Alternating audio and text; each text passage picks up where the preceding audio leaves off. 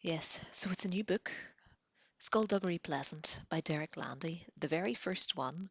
Fans of the series, or if you know about anything about Skulduggery Pleasant, it's a big series. I have all the books, all of them. Read them all too, except the last one. Oh, it must be the second to last one now. Huh, man likes writing. I picked this book up from an Eason's whenever I was, it was some years ago. When was that published? 2007. But I picked this up. It was in the bargain bin, 1.99, and I'm not even joking. And I got the feeling that it just wasn't a popular book back then, and now it's grown. It's grown to a series. Let's see, 1, 2, 3, 4, 5, 6, 7, 8, 9, 10, 11, at least 12 books, possibly 13 or more at this point. So very popular series. Um, it's fitting into our Horror Tuesdays, and I'm just realizing I've recorded this in the wrong order. That's okay, I'll have to remember for uploads. Um, and it's a bit of a stretch to, to call it a horror, but this is what we're going to go with. So, without further ado, Chapter 1, Stephanie. Gordon Edgley's sudden death came as a shock to everyone, not least himself. One moment he was in a study, 7 words into the 25th sentence of the chapter of his new book, and the darkness rained upon them, and the next he was dead. A tragic loss, his mind echoed numbly as he slipped away. The funeral was attended by family and acquaintances, not many friends.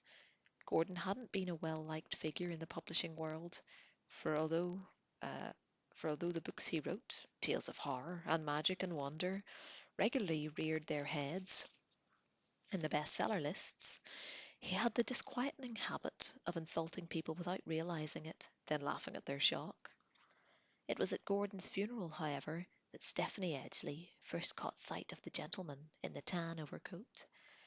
He was standing under the shade of a large tree, away from the crowd, the coat buttoned all the way up despite the warmth of the afternoon, the scarf wrapped all the way around the lower half of his face, and even from her position on the far side of the grave, Stephanie could make out wild, frizzy hair that escaped from the wide-brimmed hat that he wore low over his gigantic sunglasses. She watched him, intrigued by his appearance, and then, like he knew he was being observed, he turned and walked back through the rows of headstones and disappeared from sight. After the service, Stephanie and her parents travelled back to their dead uncle's house over a humpbacked ridge and along a narrow road that carved its way through thick woodland. The gates were heavy and grand and stood open, welcoming them into the estate.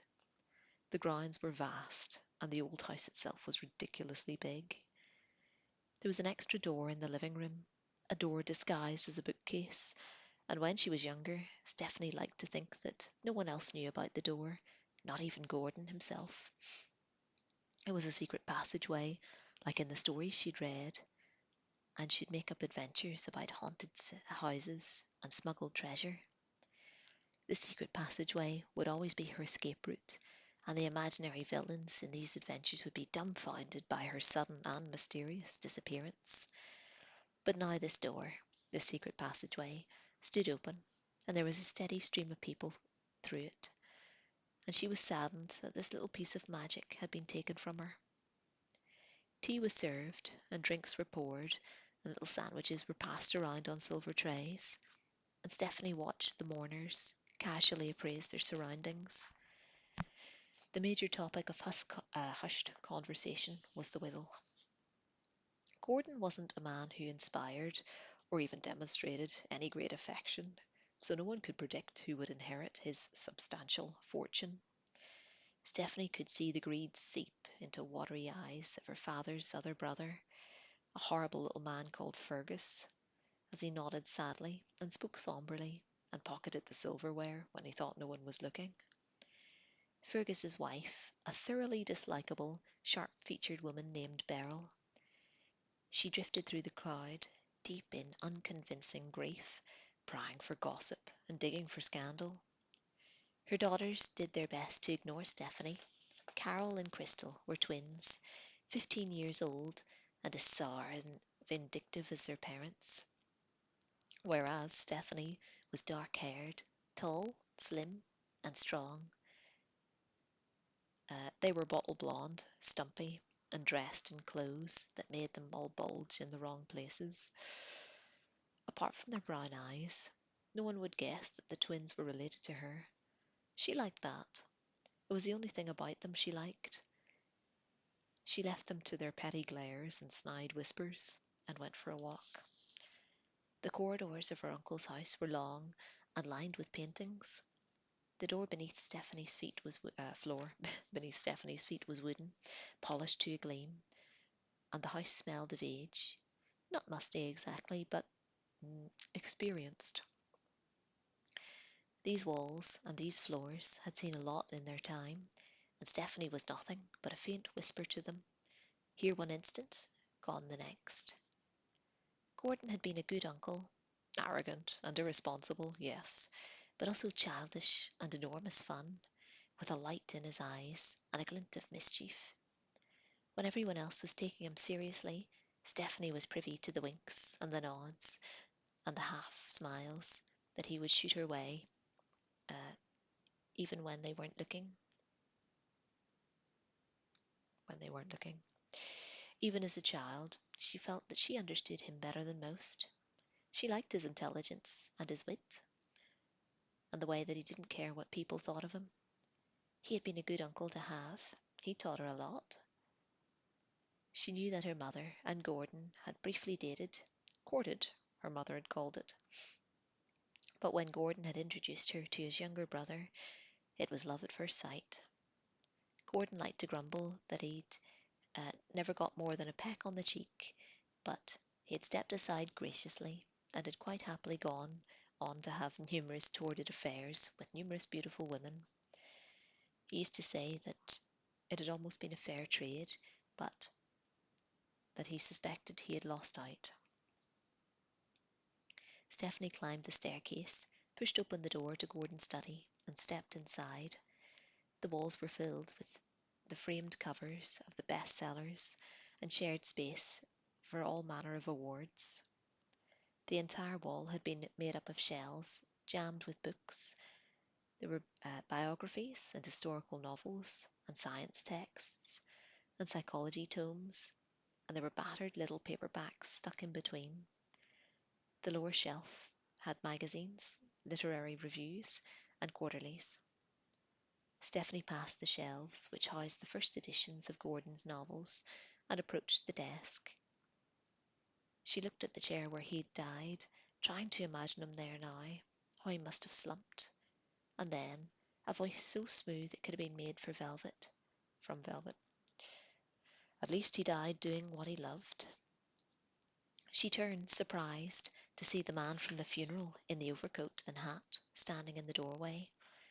The scarf was still wrapped, the sunglasses still on, the fuzzy hair still poking out. His hands were gloved. Yes, Stephanie said, because she couldn't think of anything else to say. At least there's that. Are you one of his nieces, then? The man asked. You're not stealing anything, you're not breaking anything, so I guess you're Stephanie. She nodded and took the opportunity to look at him more closely. She couldn't see even the tiniest bit of his face behind the scarf and sunglasses. Were you a friend of his? She asked. He was tall, this man, tall and thin, although his coat made it difficult to judge. I was, he answered, with a move of his head.